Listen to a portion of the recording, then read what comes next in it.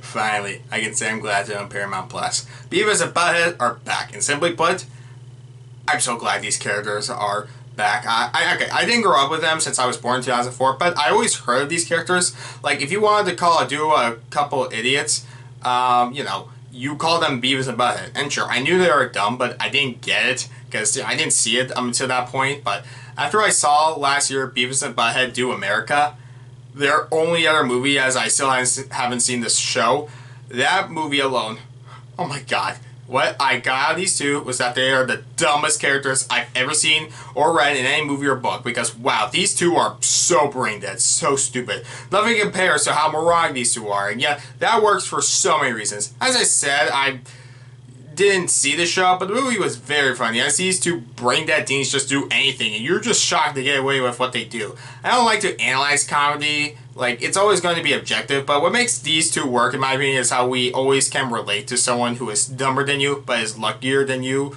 and gets away with something they in themselves wouldn't even realize. Unlike you, they get away with. These two aren't even that good at people. Like, they don't try to do good things they end up doing wrong. They do things for selfish reasons or self-amusement, and I'm not even sure they think of anyone but themselves at all. It's kept consistent, and even with other smart people in the room, with these two, they can also do dumb things that, no matter what they do, even if it's shocking, they're not as dumb as these two. So, new movie on Paramount Plus? Yep. Mike Judge returns. I mean, he's not directing it. He co-wrote with Lou Morton, as the movie was directed by John Rice and Albert Caleros.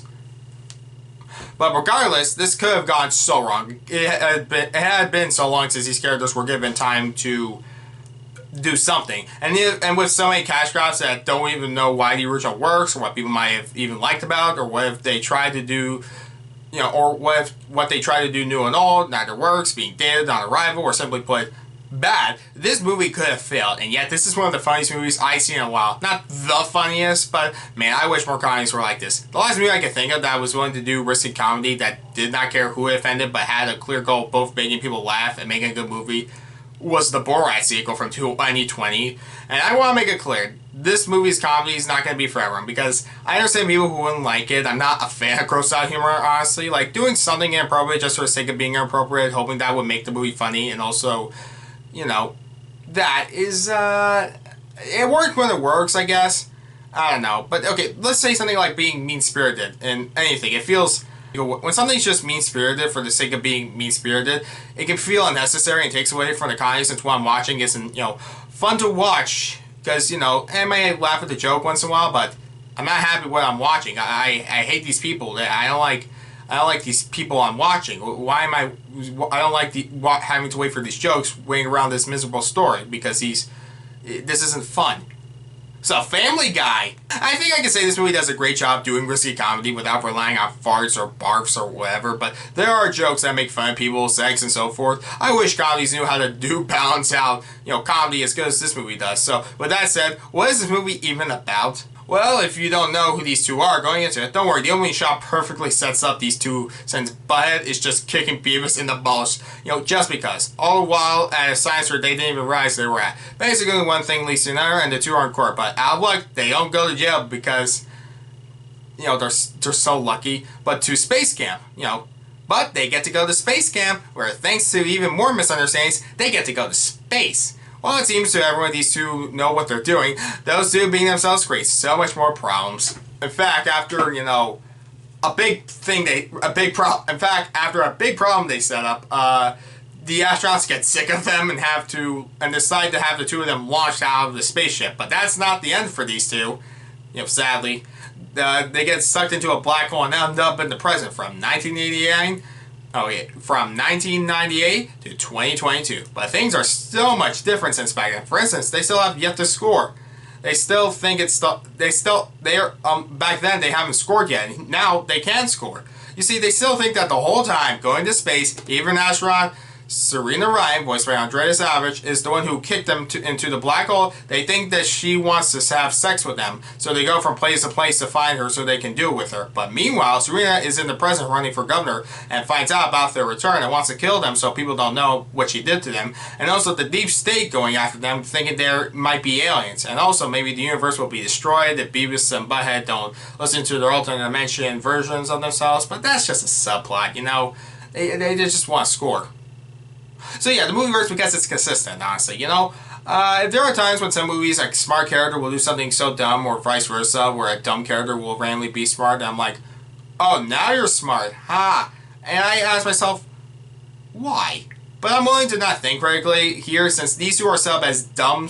Like, they're so dumb, I can buy them being this stupid. And people also being dumb, no matter what, they're smarter than these two. As I said, this comedy isn't going to work for everyone. I can think of a few times dumb characters just doing dumb things doesn't, you know, entertain me, since I know these characters could be smarter or nicer. But these two work, again, because, you know, again, these two worked, again, because, consistency. Plus, it's not dated on arrival, surprisingly. Like, despite it being 2022, they don't force characters to be, you know, dated. Like, okay, like at most when they just have a, like at most they just have a smartphone, but they don't become like YouTube or TikTok stars or something. They just want to have sex with women. I'm even thankful this Serena character isn't some forced political commentary, but she's also hilarious. Everyone is funny, and this movie is just hysterical. I don't know what to say without really spoiling the jokes, but I want to talk about them, so you can stop reading the review right now or listening now, since, you know, okay, I already recommend this movie, and this isn't really a spoiler, so keep that in mind if you just want to keep, you know, listening. Okay, look, these two discover paying with your phones, but they took the phone from a family they might have accidentally killed in the process. And of course, they don't realize they accidentally kill people in the process, but yes, so they just use it to buy nachos. And with the deep state after them, they mistake the nacho cheese as alien goo. So it's like one of those kinds of examples, like how the comedy of this movie works. I will say, this movie is really well paced also. Like, it's only 86 minutes long, but it never felt too long or too short. It felt like the right amount of time for a story and comedy. And listen, yeah, it's not like the story needed to be fantastic, and it's not.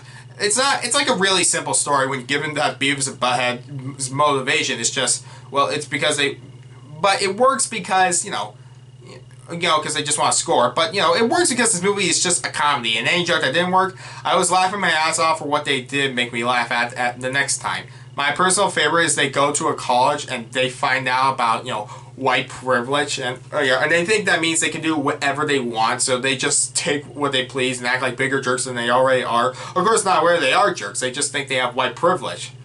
They push someone and they're like, out of the way, I have white privilege. Oh, God. Yeah, where was I? Even references they make in the movie, even references they may have make in the movie, like, don't matter if you know them or not. Like, they mentioned the show Touched by an Angel, which is mentioned a few times, but it's pretty self-explanatory, so you don't need to have seen it to understand it. I mean, I haven't seen it, but at least kind of heard what it's about. And it doesn't really rely on references. It relies on being funny with its own jokes, and it's such an original comedy for something so bizarre and grounded at the same time. I don't know. I didn't care that the movie, you know, it's kind of weird that I didn't care that for a movie called Do the Universe, it's pretty simple at its core because it's just so funny. I don't care. And even the side characters, despite them not being complex, I kind of care for them by the end, so when something good or something bad happened, I actually felt happy for them or bad for them when, you know, this would happen to a character. I'm not gonna, like, elaborate because spoilers. I mean, granted, again, the story's not, like, oh, wow, I can't believe that happened. But, you know, maybe it's just because we know how they, you know, have to put up a Beavis and Butt-Head. Maybe that's it. I mean, I don't know what else to say. The movie's not one of the best comedies or anything, but by far one of the funniest things I've seen in so long. Rewatching it again and again, I will probably laugh my ass off again and again. So I'm so glad these two are back. I didn't even realize how much this generation truly needed them again, because I'm so tired of us relying on Family Guy memes. And to be hilarious, inappropriate, and even smart, and we really did need them because they are hilarious and appropriate and even smart, even though through its and Beavis and Butt-Head, like the characters, the show itself, it's hilarious and appropriate and even smart, even through its idiocracy. Mike Judge made the movie Idiocracy. But yeah, Beavis and Butt-Head definitely do the universe, and new and old fans more than just right. because they came and they came fantastic. Insert innuendo. I give Beavis and Butt-Head Do the Universe a 9 out of 10.